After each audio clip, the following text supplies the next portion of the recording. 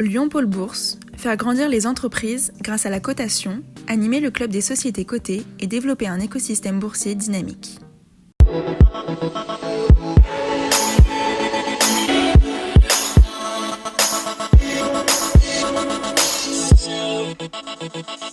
Bonjour et merci d'être fidèle au rendez-vous des valeurs régionales sur lyondécideur.com. Notre invité dans un instant, Alexis Janin, directeur listing chez Euronext pour les régions Auvergne, Rhône-Alpes, Bourgogne, Franche-Comté et Grand Est. À retenir la belle annonce de Serge Ferrari qui a développé et breveté une technologie permettant de détruire le coronavirus des toiles souples en matériaux composites que l'entreprise produit, avec à la clé de nombreux débouchés, que ce soit pour les hôpitaux, les crèches, les écoles, les commerces, les cafés, hôtels, restaurants, mais aussi les transports en commun, le secteur de l'événementiel au sens large. En bourse, l'action a été dopée par cette nouvelle et retrouve un niveau meilleur à 7,80 €, soit un gain de 6,5% depuis le 1er janvier et de 13% en un an. Sur 5 ans, le recul reste de 28,8%. Notre invité aujourd'hui, je vous le disais, donc Alexis Janin, directeur listing d'Euronext pour cet ensemble de régions du Grand Est de la France. Un mot pour commencer peut-être sur vos résultats au premier trimestre. Une très belle activité pour Euronext, un chiffre d'affaires de 236 millions d'euros en croissance de 55% et un bénéfice net qui croît encore plus, oui.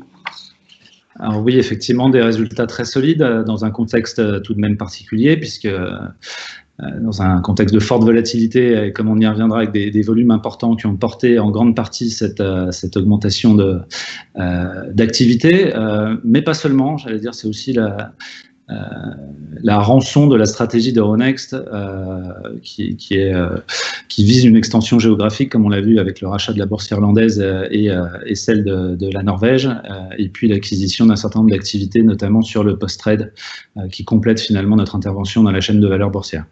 Voilà, on va rappeler donc l'Euronext, là, bien sûr Paris, Amsterdam, Lisbonne, Oslo. Et Oslo, voilà. Et puis, on sait que vous avez une belle force de frappe financière, possibilité de faire encore d'autres acquisitions. Vous disposez de quoi? De 500 millions d'euros qui peuvent être investis à tout moment? Alors, c'est ce qui a été annoncé aujourd'hui, effectivement. Je ne doute pas que notre équipe saura être opportuniste pour continuer ce qui est la volonté du groupe. Comme je le disais, à la fois sans doute la résilience des résultats et la capacité à créer cette récurrence, mais aussi à être un intervenant pan-européen. Je crois que c'est notre ADN du financement de l'économie réelle.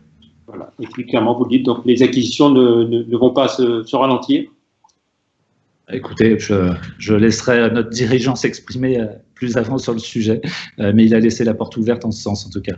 Et voilà. Alors, un mot sur l'analyse de la situation qu'on vit sur les marchés. Peut-être première question sur cette analyse. En quoi cette crise est différente de la dernière que les marchés ont connue? Je pense à 2008, évidemment.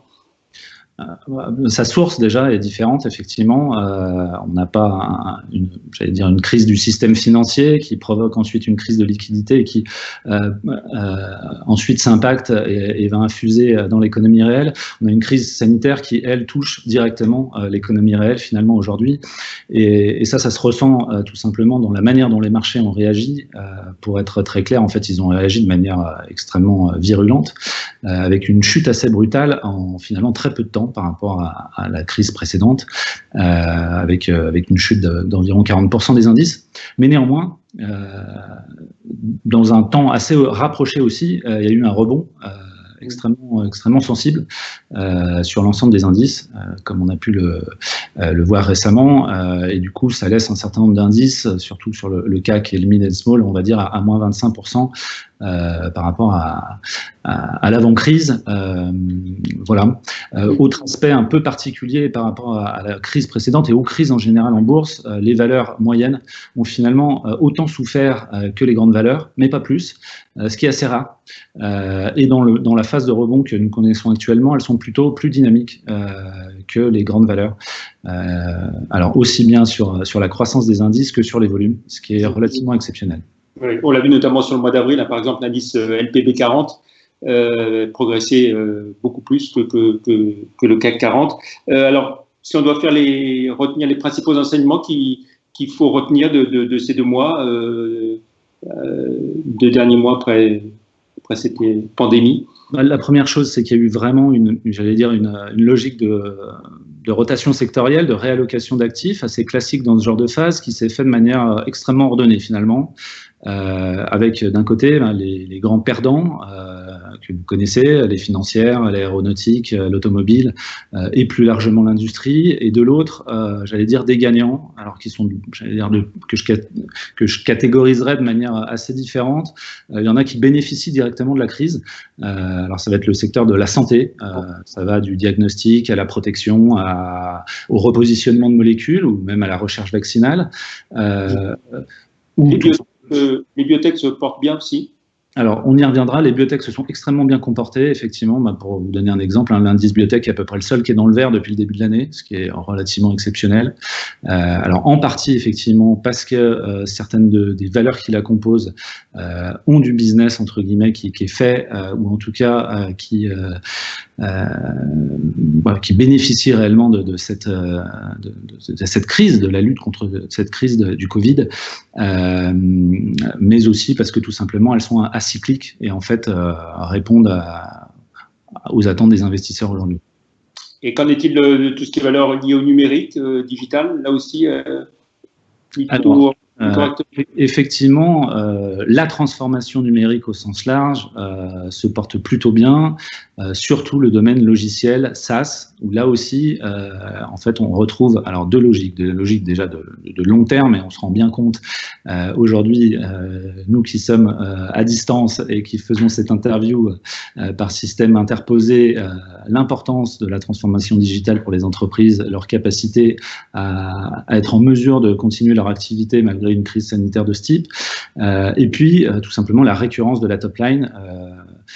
Le monde numérique, c'est beaucoup le monde du logiciel et du SaaS qui permet de fonctionner sous forme d'abonnement et finalement d'être assez peu pénalisé par ce type d'environnement. Un mot sur la dynamique de financement des entreprises. Est-ce qu'il est encore possible de lever des fonds dans une telle période ? Alors, oui, la réponse est bien entendu oui.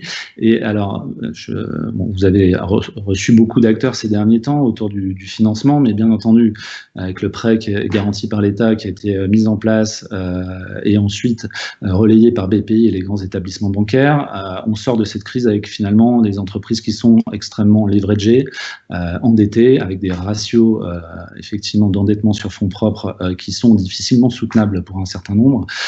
Donc en fait, de toute façon, c'est le grand enjeu post-crise. Ça va être de rééquilibrer ces bilans. Petit 1, c'est-à-dire d'aller chercher des fonds propres, et petit 2, pour un certain nombre d'acteurs qui n'ont plus accès, c'est d'avoir à nouveau une capacité à lever de la dette moyen terme.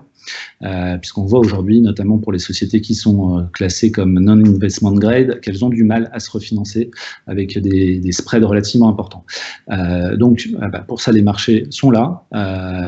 Depuis le début avril, il y a un peu plus de 4 milliards d'euros qui ont été levés en fonds propres.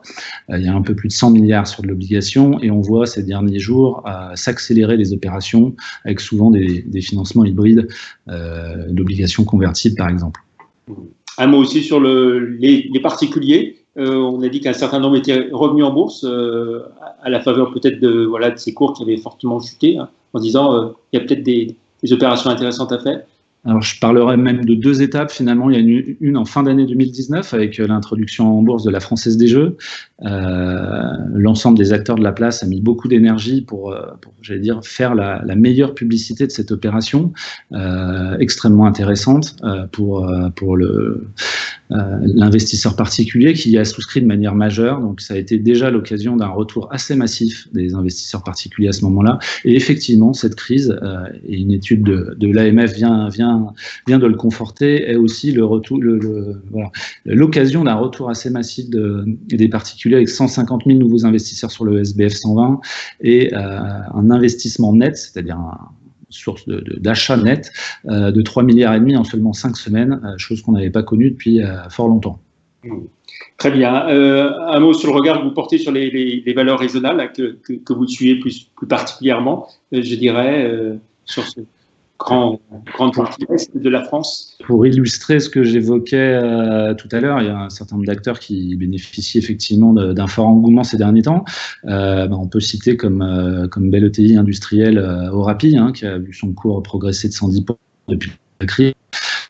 Donc le groupe, effectivement dirigé historiquement par Guy Chifflot, qui a une division spécialisée dans l'hygiène et la désinfection, a vu forcément son activité croître de manière extrêmement forte.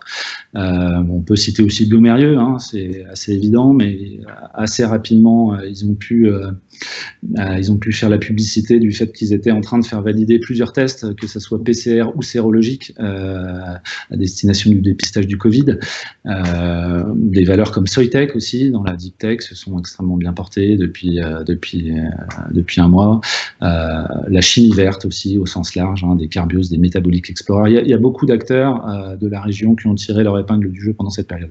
Très bien. Eh bien, pour finir, on va jeter un œil à votre parcours en bourse, hein, celui d'Euronext. Au moment où on enregistre cette émission, hein, vous êtes autour de 83,60 €, une progression de 13,7% depuis le 1er janvier, 36% depuis un an, 106,5% depuis 5 ans. De quoi être satisfait? Je crois, c'est la rançon d'une stratégie bien menée et assez volontariste de notre part. Très bien. Et merci beaucoup Alexis Janin. Avant de nous quitter, je vous laisse découvrir la une du numéro 4 de Lyon Décideur, qui est en kiosque depuis hier. À la une, les 30 lyonnaises qui font l'économie et qui ont vraiment du pouvoir, mais aussi 6 patrons que nous avons suivis, qui nous disent comment ils ont vécu cet état d'urgence sanitaire et ce confinement. À ne manquer, bien sûr, sous aucun prétexte. Et puis, pour plus d'informations, bien sûr, concernant Euronext, eh bien, on n'est jamais mieux servi que par soi-même. Vous pouvez suivre ces informations sur le site live.euronext.com et zonebourse.com. Merci à vous. Très bon week-end et à la semaine prochaine. Merci, au revoir. Merci.